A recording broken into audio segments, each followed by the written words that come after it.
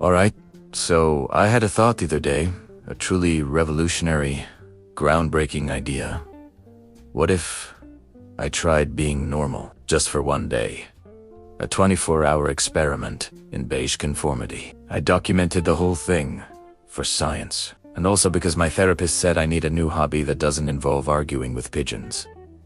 So, welcome to my harrowing journey. I tried being normal for a day. The experiment began at 7 a.m.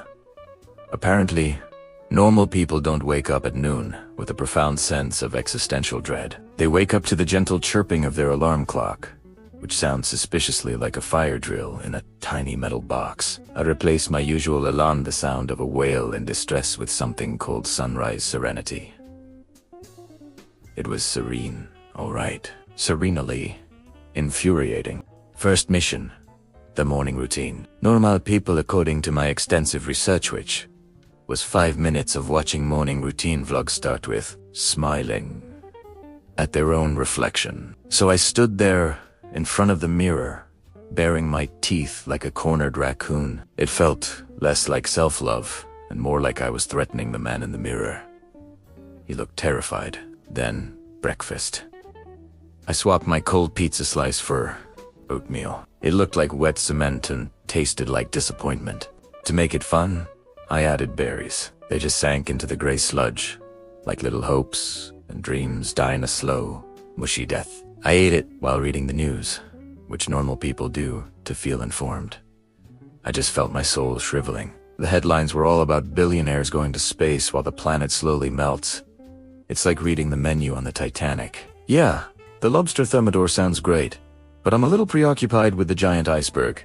Thanks. Next up, the commute. Instead of my usual strategy of working from home in my pajamas, I decided to brave public transport. I put on business casual, which I believe is French, for a shirt that strangles you with 1,000 tiny threads of sadness. I got on the bus and immediately made a mistake. I made eye contact with someone. You're not supposed to do that. It's the first rule of public transport. We had a 10-second standoff. I saw their life flash before their eyes. I think I saw my life flash before their eyes. I looked away first. I lost. At the coffee shop, the barista asked, "How's your day going?" And my brain just shook. I'm supposed to say good. You. It's a script. It's the social contract. But my mouth, that traitor, blurted out. Well, we're all just spinning on a rock in a void, hurtling towards inevitable oblivion, but the coffee smells nice. He just stared at me, handed me my latte, and whispered, "Have a good one." He put an extra lid on it, probably in case I had a public breakdown. It's the small kindnesses, you know? The biggest challenge. Small talk. I went to a grocery store, a place I usually avoid by ordering everything online and pretending the delivery driver is a food fairy. An elderly woman in the produce aisle looked at my cart, which contained only oatmeal and wine, and said, "Looks like you're having a fun night." And I was supposed to do the little laugh. You know it laugh. Instead, I said, "One is for the pretense of health, the other is for the crushing weight of existence." She slowly backed away toward the avocados. I think I ruined avocados for her. I'm a monster.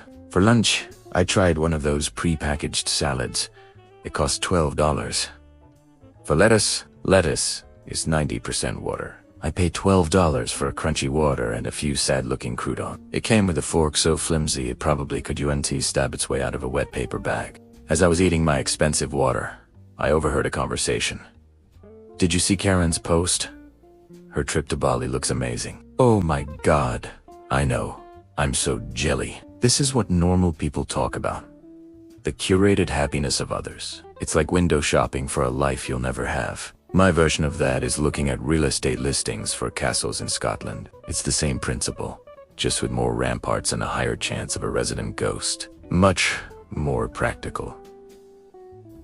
The afternoon was dedicated to productivity. I made a to-do list. Number 1. Make a to-do list. Check. Number 2. Water the plant. It's been dead for 6 months, but I keep it as a reminder of my own fallibility. I poured some water on its withered corpse. For posterity. Number 3. Organize my sock drawer. I have 7 pairs of socks. All of them are black. I spent 20 minutes arranging them by shade of black. This is what it feels like to be an adult. It's thrilling. Then came the pinnacle of normalcy. The gym. I walked into this temple of sweat and judgment. Everyone was so fit. They were running on treadmills, going nowhere, with a look of intense focus. Are they running from their problems? Their inner demons? Or just the gluten they accidentally ate last night? I found a machine that looked like a medieval torture device and sat on it backward for 5 minutes before someone politely pointed out my error. I did 3 reps of something, pulled a muscle I didn't know I had, and decided my aura was sufficiently cleansed. I rewarded myself with a smoothie that cost more than my gym membership. It had kale in it. Why do we do this to ourselves? Kale tastes like a bitter argument. The evening was the final boss. Socializing. I went to a friend's casual normal people mingle. They ask questions, like what do you do? Which is just a polite way of asking how much money do you make and should I be impressed? When it was my turn, I panically said, I'm an aspiring lighthouse keeper, but freelance. The confusion was palpable. Someone then started talking about their new air fryer. For 20 minutes. I learned more about the Maillard reaction on a chicken wing than I ever learned in high school chemistry. The passion, the intensity. I was almost moved. This is it. This is the human connection I've been missing. Bonding over kitchen appliances that promise to make our lives easier but really just give us one more thing to clean. As the night wound down, someone put on some top 40 music. It's music that's been so focus grouped and market tested that it has no soul left. It's the musical equivalent of my oatmeal breakfast. I just stood there, swaying awkwardly, feeling like an undercover alien trying to blend in at a human mating ritual. I tried to dance. It looked like I was trying to put out a small fire with my feet. Finally, I was home. I peeled off my business casual straitjacket, threw the rest of the oatmeal in the bin where it belongs, and sat in the dark. Silence. Glorious, beautiful silence. No small talk, no smiling, no serenely chirping alarms. Was the experiment a success? Well, I didn't get arrested, so that's a plus. But did I feel normal? No. I felt like I was wearing a costume that was 2 sizes too small, made of heechy synthetic fabric. Here's my conclusion. Normal is a setting on a washing machine. It's not for people. We're all weird, anxious, and secretly hoping someone else knows what they're doing. Maybe the goal isn't to be normal. Maybe it's just to be a little less weird tomorrow than you were today. Or, just lean into it. Buy the haunted castle. Threaten the man in the mirror.